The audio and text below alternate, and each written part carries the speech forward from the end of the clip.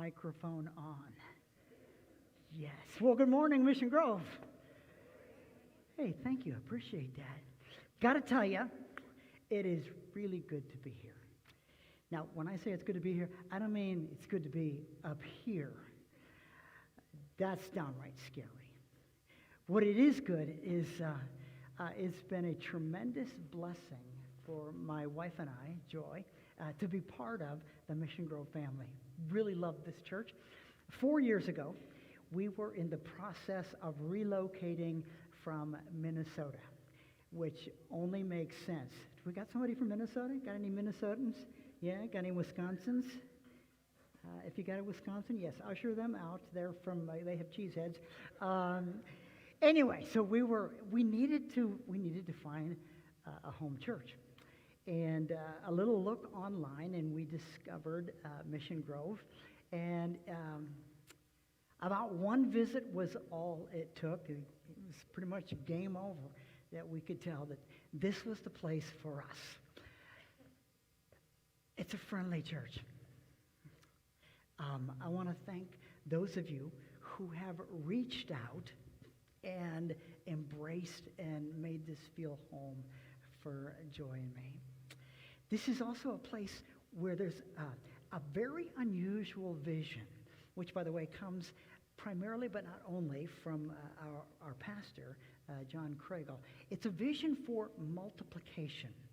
And by that I mean a vision to start more churches, to give people away, to send people away, and start more churches.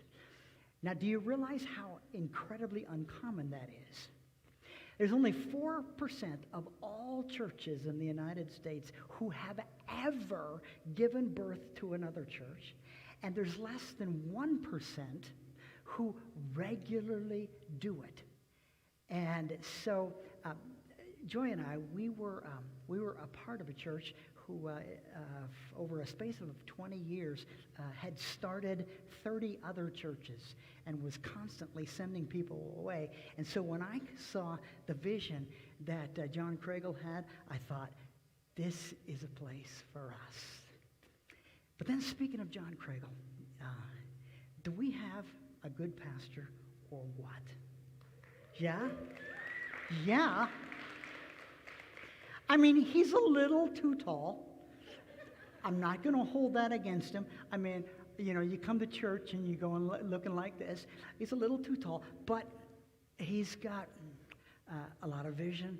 He has a great heart, and he's really an extremely capable communicator and a Bible teacher, which is what made it hard for me when a couple weeks ago I got a phone call from John, and he asked me if I would speak in his absence. And when I got that request, I had a mixture of feelings. On the one hand, I felt really honored, because I know that he doesn't just let anybody stand up here and talk to you. But on the other hand, I felt really intimidated, because he's got really big shoes to fill. This is not a comfortable place to be when the guy who's up here normally is John Craigle. Now, you add to that I've got a personal problem that maybe you can relate to. I'm telling you about me because I'm thinking it may relate to you as well. I don't like to be second best. Now, I'm not talking about preaching here on Sunday morning. I like to be best. I prefer to be best, which is a problem because I never am. God has blessed me to be good at, a little bit good at a number of things in life, and it's always frustrating that I can never be best. It's not good enough for me to do my best. I want to be the best. And so early on in life, when I was a guitar player, I was really quite good, but I was not the best. Any of you know Phil Keaggy? Phil Keaggy? Yeah, I'd go to a concert by Phil Keaggy and just walk away. Instead of inspired, I'd walk away depressed because I knew I might as well just give up. And then I got into and then I was a pastor, and when pastors get together at pastor gatherings, they evaluate each other. You know, we pretend that we don't, but we do. And what I knew was that I was it's okay. And then I took up being. This was in a different lifetime. Being a marathon runner. Got anybody here who's ever run a marathon? Yeah, I heard the chuckle. I know, it doesn't look like it. Different lifetime. Anybody here ever run a marathon? Come on, let me see. Yes, I see that hand. Anybody else? What's your name? Damon? Damon. Damon. D-A-M-O-N. Okay, Damon. Now here's what's going to happen. Because Damon knows that I've run a marathon and I know that he's run a marathon, there's a really good chance, not because I'm telling him to, there's a really good chance that we're going to get together following the service, okay? That's just what happens among marathon runners. And then we'll make small talk and whatnot, and eventually one of us is going to ask the other what your PR is. PR is runner talk for personal record, the fastest that you've ever done a marathon. And so I'm just going to skip to the end. And Damon, what is your PR for running a marathon? Yeah, did you? Not going to tell. We'll talk later. It's what marathon runners do. We get together and we're subtle about it, but we evaluate each other based on the fastest that we've ever run a 26-mile race. Okay. And doggone it, I want to be the best, but I've never been any place close to the best. And so, some of you are going, oh, that guy's got a problem.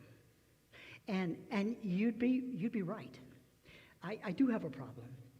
And I'm not unique in that. Some of the disciples of Jesus had the same problem that I do.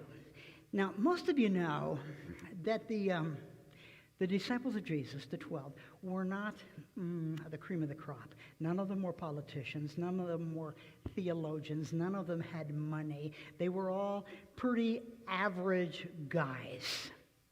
Now, I want you to remember how average they were when you read what we're going to read from Mark chapter 9. These average guys get together. It says in Mark 9:33.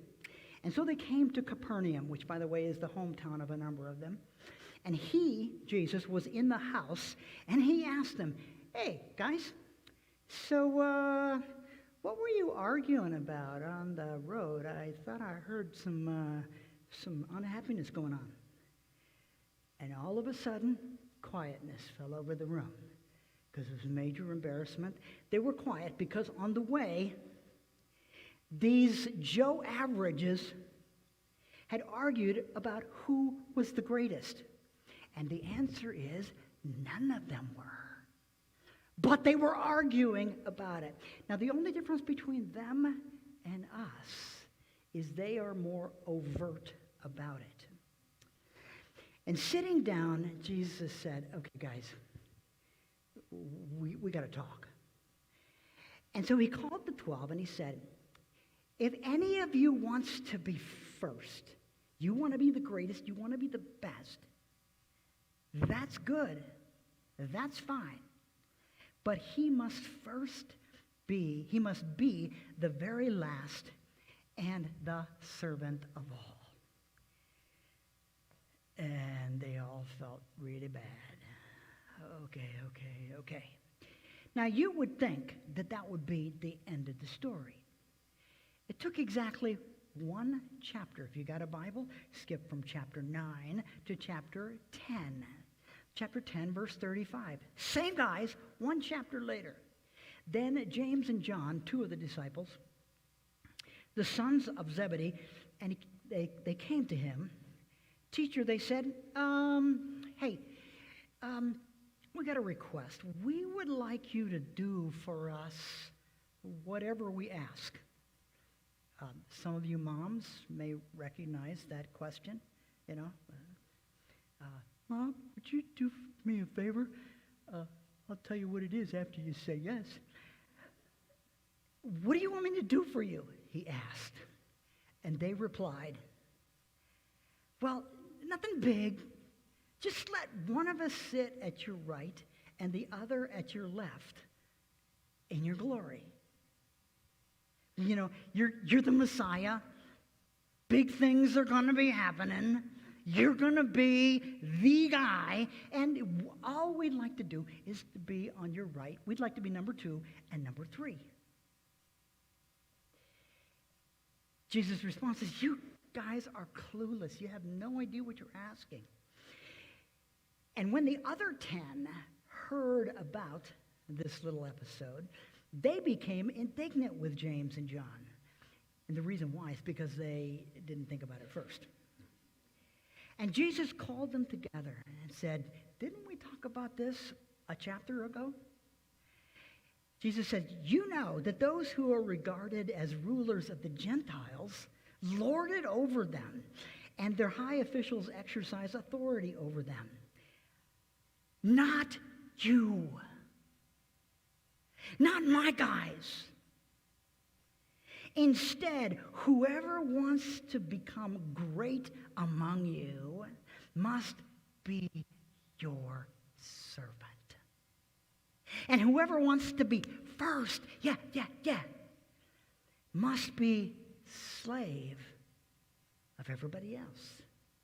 For even the Son of Man, Jesus' most common way of referring to himself, even the Son of Man didn't come to be served, but to serve and to give his life a ransom for many. I've been reading recently about narcissism, specifically narcissistic personality disorder.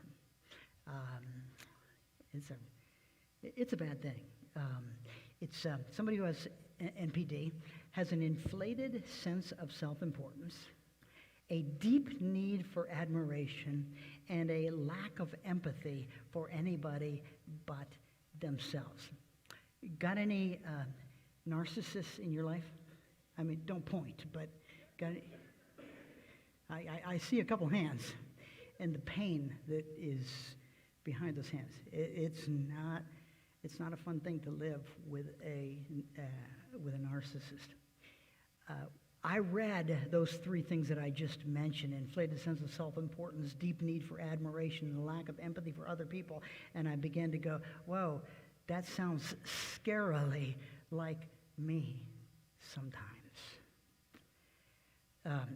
Jesus might have called it, instead of narcissistic personality disorder, he might have called it narcissistic spirituality disorder, NSD.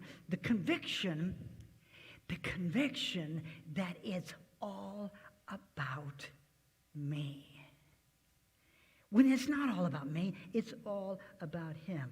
The conviction that it's all about me. Now, this narcissistic personality disorder or narcissistic spirituality disorder is the only disease where once you get it, it makes everybody else sick. You don't want to have it. Some of you are going, boy, that sounds an awful lot like pride. Pride, yes. Pride is something that is really hard to recognize in ourselves and really hard to do anything about it. If I asked, how many prideful people we have in this room, you would maybe point fingers, but most of us don't think of ourselves as prideful people. It's very hard to recognize pride in ourselves, and if we do, it's very hard to do anything about it. We have some misconceptions about pride and about humility. Some misconceptions about pride and humility, specifically about humility. Maybe you're like me. I grew up with the idea that humility is thinking that you're worthless and have no abilities. It's having a poor self-esteem. If I think that I'm a nothing, then I must be humble. Not so. Jesus Jesus was the, light of the world, Son of God, Son of man, bread of life, and the list could go on and on and on and on and on. He was all of these things. Did he know he was those things? Yes, he did. He told us about them. Was he prideful? No. You see, humility is not thinking badly about ourselves, and pride is not thinking that we are greater than we are. That's not called pride. That's called stupidity. You see, both humility and pride, you got to catch this, don't have anything to do with how we feel about ourselves, and it has everything to do with how we treat other people. Now, remember those verses that we just read from Mark chapter 9 and Mark chapter 10? Jesus said, I'm going to paraphrase. He says, you guys, do you want to be the best? Do you want to be the greatest? Fastest marathon runner? Damon. That's great. Go for it. He didn't reprove them because they wanted to be the best. He just went on to tell them how. You want to be the best? Great. Let me tell you how. Do it like I'm doing. Be the servant of all. Humility has everything to do with how we treat other people. So, this morning I want to talk to you about dressing for success. 1 Peter chapter 5, verse 5 says, the part that I want to read is, all of you clothe yourselves with humility towards one another. Humility is a decision. This morning you got up, you showered, I hope, brushed your teeth, and you took a look at the clothes that you had available, and you made a decision. You made a decision about what you would put on that would make you look the best. By the way, watching you come in this morning, got to say, I think you made some really good choices. You're looking really good. Peter, who was one of those 12 who had this narcissistic spirituality disorder, finally got it under control. And he's telling us, I want you to choose a different wardrobe. A wardrobe that is about humility. And so we're going to talk about what it looks like to dress for success. Jesus wants you to be great. He wants you to do so by how you act towards other people, and that humility leads to success. Proverbs chapter 22, verse 4. Humility and the fear of the Lord bring wealth and honor and life. That a lot of times we are under the misconception that if you're humble, you're going to get stepped on, trampled on, and end up at the bottom of the pile. Exactly the opposite is true. God says, oh, there's somebody who's doing it right. I like his wardrobe. Her wardrobe. And he smiles on us and blesses us. So let me tell you 3 things that I want to suggest that you wear going forward. The first, 3 things to wear. Number 1 is blue jeans. Blue jeans. Romans chapter 12, verse 16 says, do not be proud, but be willing to associate with people of low position. Don't be conceited. Okay, he says, be willing to hang out with people of low position. Okay, who is that? In every social setting that you're in, whether it's in work, school, family, church, you all know who that is. And if you can't figure it out, then it's probably you. But you know who it is. Thorleif Ebb, kind of a name is that, 1921, was studying chickens. Some of you have heard this before. He was studying chickens, and he noticed something fascinating. He put 10 chickens together that there was one chicken that would peck on every other chicken. And they would just take it. And then there was a second chicken that would peck on every other chicken except that first chicken. And then there was a third chicken that would peck on every other chicken except number 1 and number 2. That was chicken number 3. And then there was chicken number 4 who'd peck on everybody else except number 1, 2, and 3, et cetera, down the road, until finally there was chicken number 10. And chicken number 10 didn't peck on anybody, not if it wanted to live.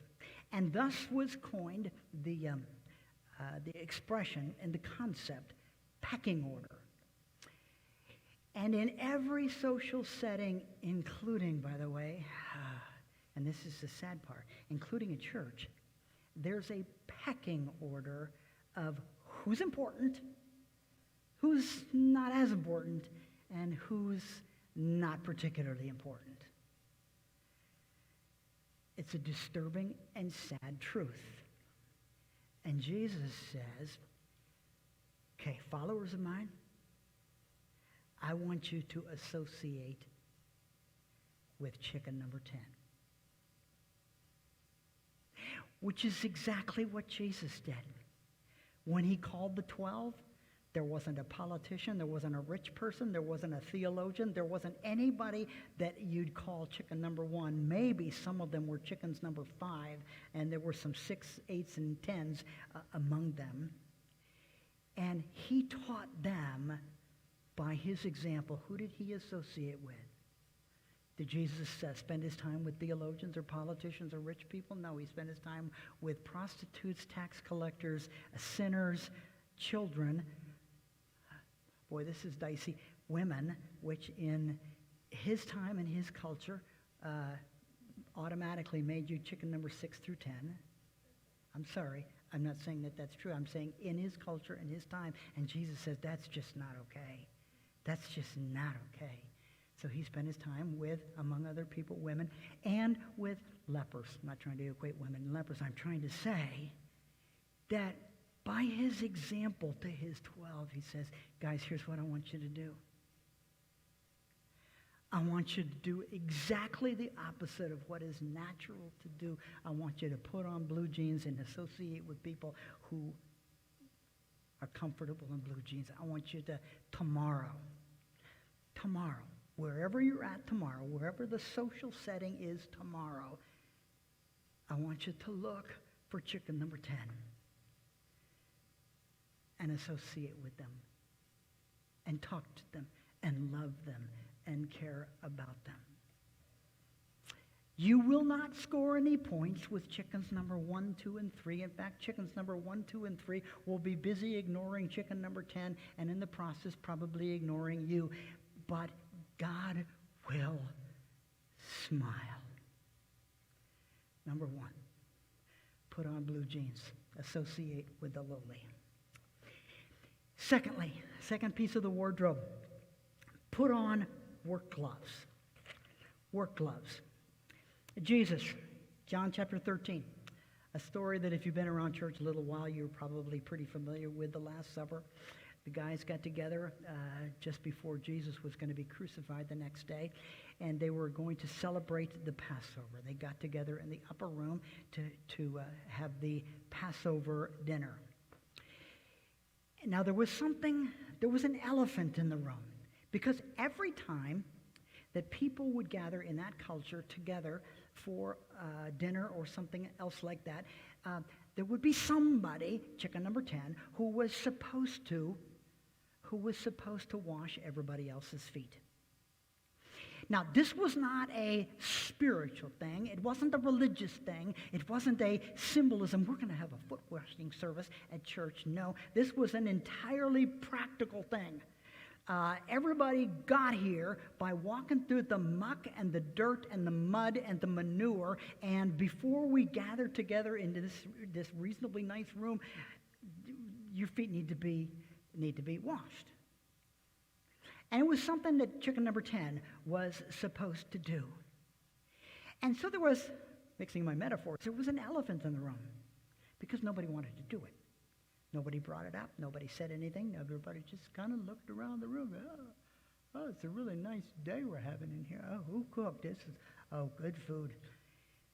And meanwhile, everybody knew that everybody was sitting there with dirty feet. And so finally Jesus broke the ice, and you know what he did. And he wrapped himself in work clothes and washed everybody else's feet. And he said, and that's what I want you to do. And that's what I want you to do. I want you to be chicken number 10. Put on work gloves and wash each other's feet. So, tomorrow, in whatever setting you're in, maybe it's home, maybe it's in the home setting, there's always something that nobody wants to do. Those of you, got any parents here with young children? You remember when they woke up in the middle of the night and your baby's crying? And what did you do when they woke up in the middle of the night? I'll tell you what you do. You pretended that you were asleep. And desperately waited and wished the other person would finally wake up and move and go take care of the baby that's asleep and is now crying. Joy and I are long past the baby that's crying. We have two wonderful Labradors who sleep in our bed, and in the middle of the night, usually about 2 or 3 in the morning, one or the other of them wakes up and comes along the side of the bed and starts going, and it's pathetic. And so both of us proceed to pretend like we don't hear it. And Jesus said, no, that's not what I want you to do. There's a job in everybody's home, in everybody's workplace. In your workplace, it may be addressing envelopes. It may be cleaning up after lunch break. It may be bringing snacks. It may be, I don't know what it is, but there is something. There is something that nobody wants to do, including you. And Jesus said, hey, you want to be first? Fantastic. Let me tell you how. Find that thing. And repeat these 4 words. Let me do it. Let's try that together. Let me do it. Now that was pretty quiet because I sensed the lack of enthusiasm in the room. Okay, let's try it one more time. Ready? Here we go. Let me do it. Okay, tomorrow I want to hear in your homes, let me do it. And in your workplace, let me do it. And at school, let me do it. Whatever the it is that nobody else wants to do, Jesus says, you want to be first? That's what you do. Okay, jeans, work gloves, let me do it. And thirdly, a hearing aid. Hearing aid. I know that may sound a little bit strange for a wardrobe, but a hearing aid. A hearing aid is that which helps us to listen.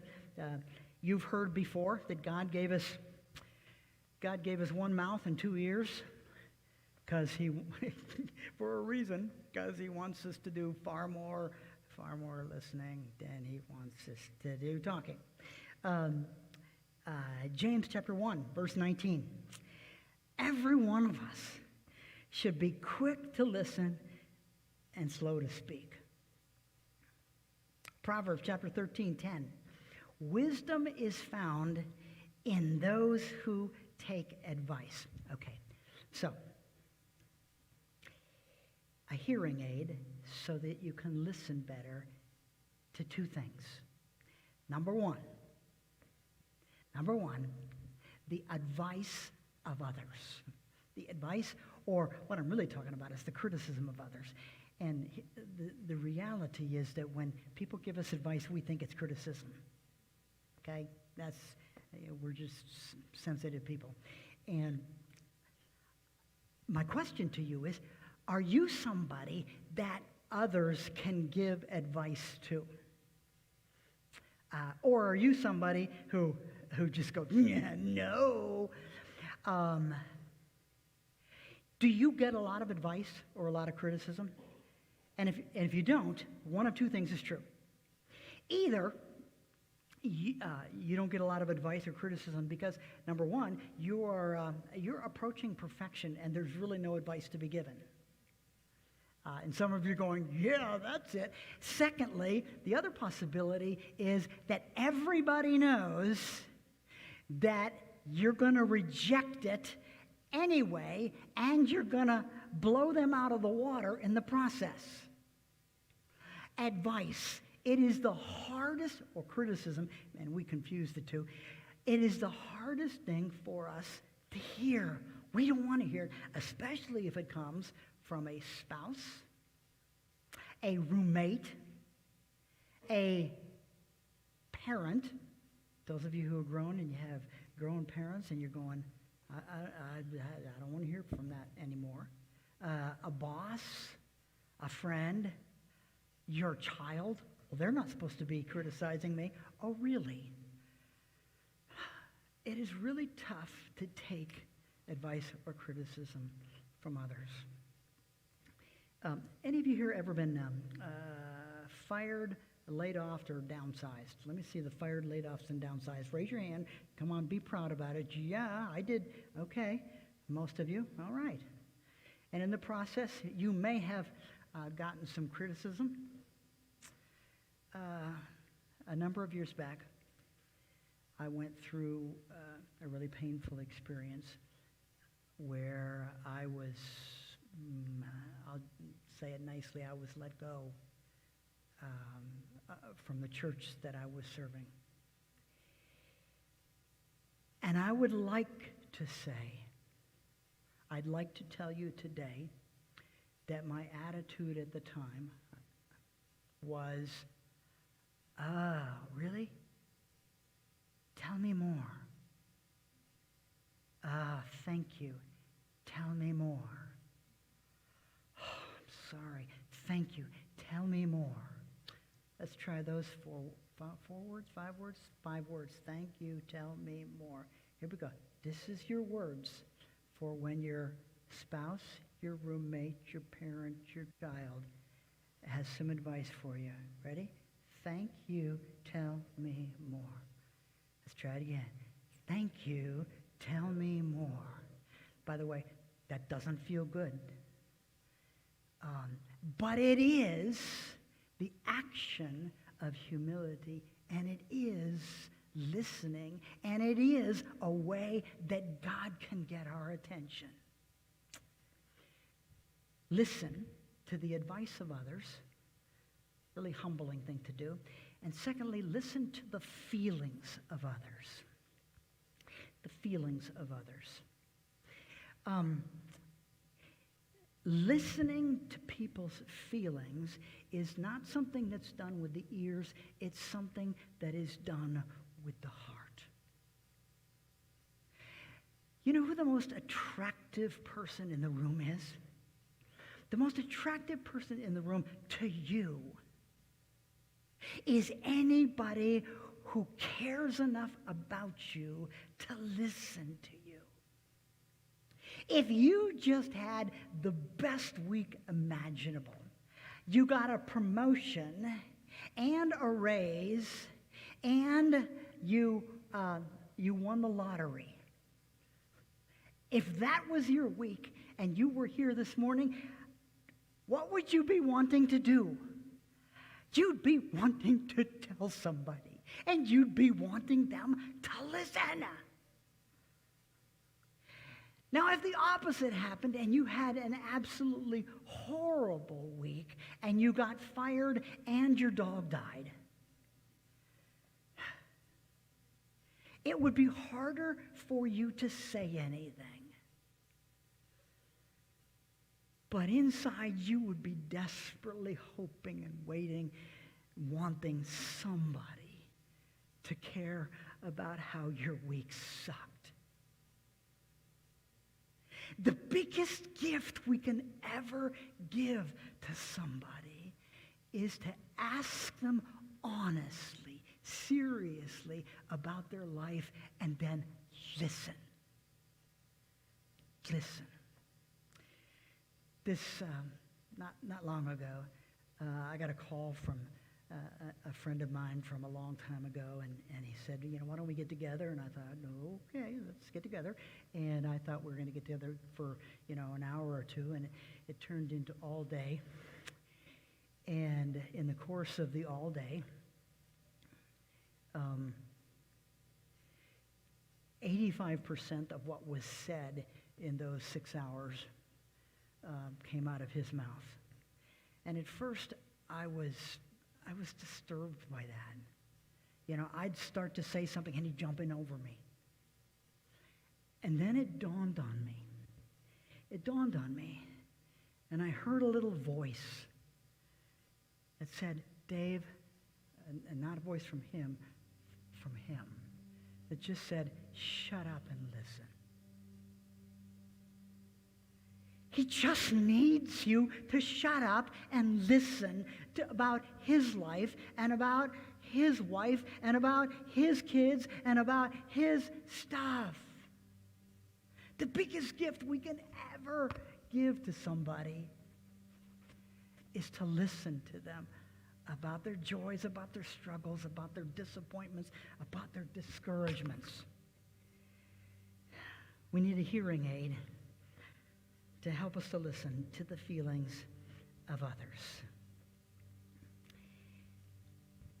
Remember, Jesus wants you to be great. He didn't reprove the disciples for wanting to be great. He said, you want to be great? Fantastic. Let me tell you how. Here's how you treat other people if you want to be great. It wasn't easy, but he lauded them for wanting to be great. But you got to treat other people these ways. Once upon a time, there was a little donkey. A young donkey, a small donkey, by the name of Uber. Uber the donkey. And in his little town, Uber was he was the youngest, he was the inexperienced, he was the smallest. And so whenever anybody needed a ride, nobody called Uber. Because after all, there were older donkeys, there were ones with more experience, and there were bigger donkeys available. And so time after time, Uber would get passed over until one day a stranger came to town. A stranger who needed a ride and who picked, you guessed it, Uber. And Uber was excited.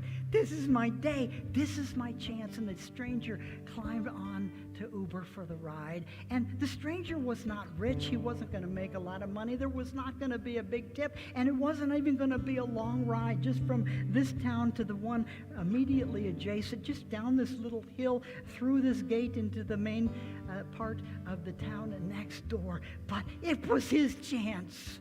And so he started to walk, and to his amazement, something strange happened. A crowd started to gather to watch Uber. And he went a little bit farther, and the crowd started to clap. And Uber thought, oh, I'm doing a great job. And as he went a little bit farther, people started to go, oh, poor Uber's feet. And they would start to throw their clothes down in front of Uber to protect his hooves. And then they broke out into applause and finally a standing ovation, and Uber's tail was just wagging up a storm. I am doing such an incredible job. And he was walking faster and faster and faster and faster until finally the ride was over. And to the applause of the crowd, he took his bow. His rider dismounted and left, and so did the crowd. And then he realized, oh, it's not about me. It never was about me. Would you stand with me for a closing prayer?